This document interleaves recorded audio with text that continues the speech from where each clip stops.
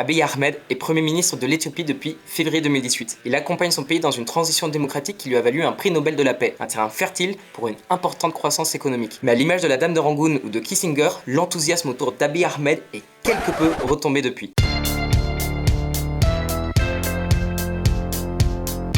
Le Premier ministre éthiopien troque son prix Nobel de la paix contre une guerre civile. Alors pourquoi le miracle éthiopien a-t-il abouti à un conflit armé et Abiy Ahmed a-t-il dupé tout le monde? Pour y répondre, on doit d'abord se pencher sur le passé.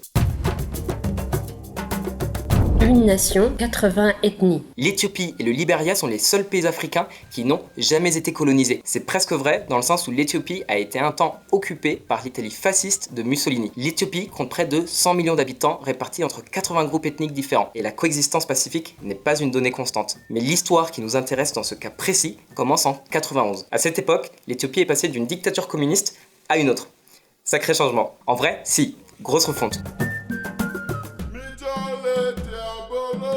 De 74 à 91, l'Éthiopie a été dirigée par le Derg, une junte militaire féroce. Le Derg était responsable des fameuses famines de l'Éthiopie des années 80. Cette crise humanitaire a causé la mort de plus d'1 million d'Éthiopiens à la suite de la collectivisation des terres imposée par le Derg. En 91, le Derg est chassé du pouvoir après une guerre sanglante, laissant place à une nouvelle Éthiopie qui suivra un modèle de développement similaire à celui de la Chine populaire. D'ailleurs, les relations sino-éthiopiennes ont toujours été très bonnes, mais ça fera l'objet d'une autre vidéo. Alors parmi les groupes insurrectionnels, deux mouvements se sont démarqués. Le premier, une guérilla érythréenne. Car oui, l'Érythrée était une province de l'Éthiopie avant d'obtenir son indépendance, évidemment au prix du sang. Le second, c'est le TPLF, le Tigray People's Liberation Front. Les Tigréens sont l'un des 80 groupes ethniques d'Éthiopie. Le Tigray se situe au nord du pays, tout près de l'Érythrée, et représente 6% de la population éthiopienne.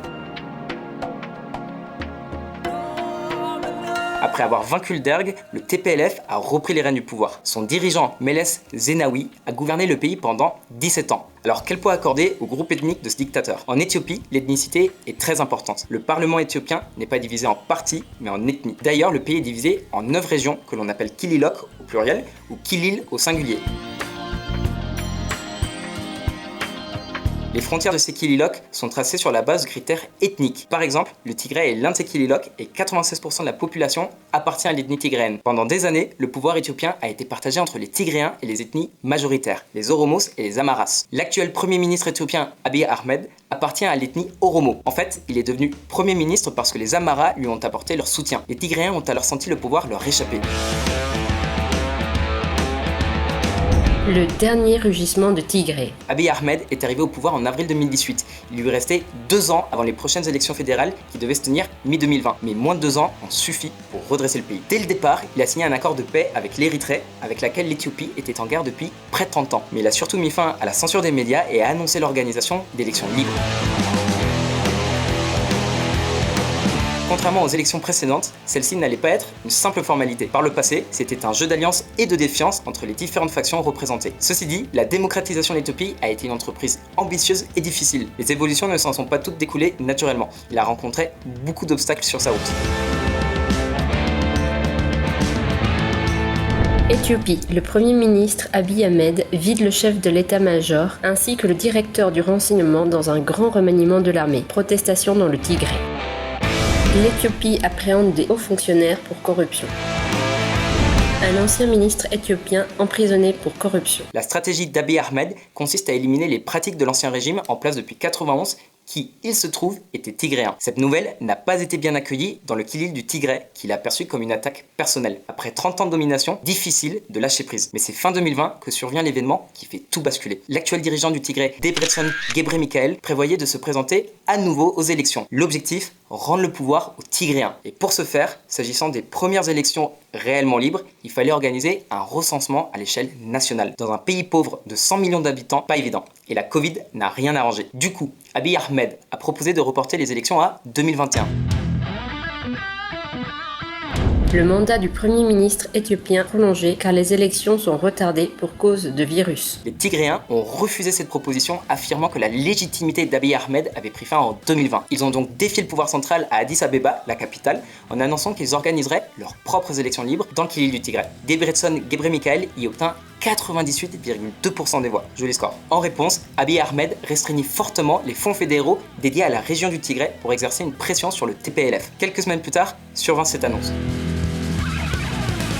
Nouvelle, la région du Tigré annonce qu'elle défiera les lois fédérales promulguées le 5 octobre. La région du Tigré dispose des factions de l'armée les mieux préparées. En fait, le commandement nord de l'armée éthiopienne y est basé. Beaucoup émirent l'hypothèse que les soldats sur place pourraient changer de camp en cas de conflit avec le gouvernement fédéral. Mais le point de bascule eut lieu le 4 novembre 2020 lorsque les forces du TPLF attaquèrent la base du commandement nord de l'armée fédérale. Le TPLF assure que cette attaque n'a jamais eu lieu et qu'il s'agissait d'un prétexte utilisé par Abiy Ahmed pour lancer l'offensive et envahir le Tigré. Qui dit vrai? Dur à dire, mais certains éléments sont à charge contre le TPLF. Les forces tigréennes ont bombardé l'Érythrée dans le but d'internationaliser le conflit et provoquer l'intervention d'autres acteurs comme par exemple l'Union africaine. Après 3 décennies à la tête de l'Éthiopie et donc aux commandes de son corps diplomatique, les Tigréens peuvent compter sur de nombreux alliés sur la scène internationale. Un des plus connus, Tedros Adhanom Ghebreyesus, l'actuel directeur de l'Organisation mondiale de la santé et ancien membre du TPLF. Le camp adverse peut compter sur l'importante diaspora éthiopienne dans le monde, entre 1,2 et 3 millions de personnes. En revanche, il y a un autre point sur lequel les forces tigréennes s'illustrent des plus mauvaises manières. On parle de nettoyage ethnique. Jeunesse tigréenne en bande accusée de massacre en Éthiopie. Plus de 600 civils, pour la plupart appartenant à l'ethnie des Amharas, ont été retrouvés morts à Maïkadra lorsque les troupes fédérales ont pénétré cette petite ville. Maïkadra et ses environs sont une zone du Kilil du Tigré que les Amharas revendiquent comme étant la leur. Alors concernant ce massacre, il ne s'agit pas uniquement du discours officiel d'Addis Abeba, car l'ONG Amnesty International a aussi corroboré cette version. Fin 2020, Abiy Ahmed a proclamé un peu trop tôt la victoire dans la guerre contre le TPLF après la prise de Makale, la capitale du Tigré.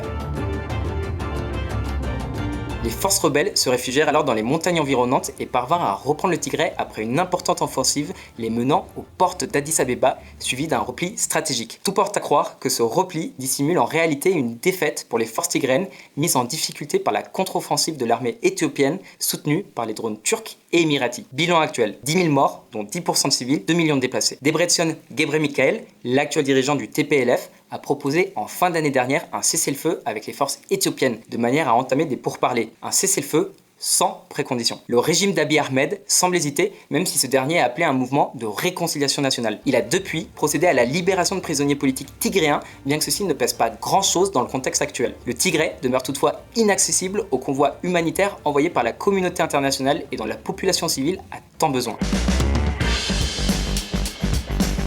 Un moment de vérité. La guerre civile éthiopienne a fait ressortir la face sombre de son dirigeant Abiy Ahmed. Les voies de communication classiques ont été coupées dans les Kililoques d'Oromia et du Tigré, de sorte qu'on ne sait pas avec certitude ce qui s'y passe. Les journalistes ont évidemment interdiction de se rendre sur place. On fait état de témoignages qui affirment que les forces gouvernementales emploient un usage excessif de la force. Les violations des droits de l'homme y sont devenues monnaie courante. Mais bon, Abiy Ahmed a fait preuve d'assez de recul pour faire parvenir cette lettre à The Economist.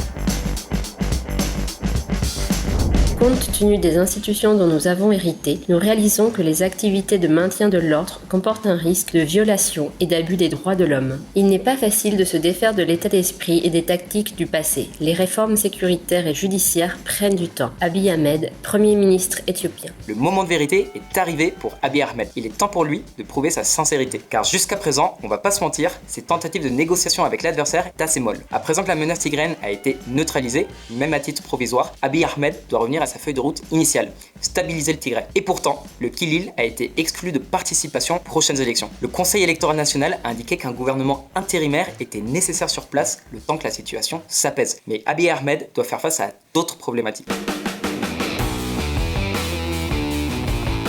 Le profilage ethnique des Tigréens exacerbe les tensions en Éthiopie. Depuis que cette crise a éclaté, la discrimination ethnique à l'encontre des Tigréens a explosé dans le reste du pays. Les hauts responsables de l'ethnie tigréenne auraient reçu l'ordre de ne pas se rendre au travail et les membres tigréens des forces de sécurité éthiopiennes ont été désarmés. Pas sûr que ce profilage ethnique contribue à ramener le calme. Mais Abiy Ahmed semble être dans de meilleures dispositions à l'égard des autres Kililoques. Le gouvernement éthiopien a déjà permis l'organisation de votes sur l'autodétermination alors que c'était mission impossible il y a quelques années sous le règne du TPLF.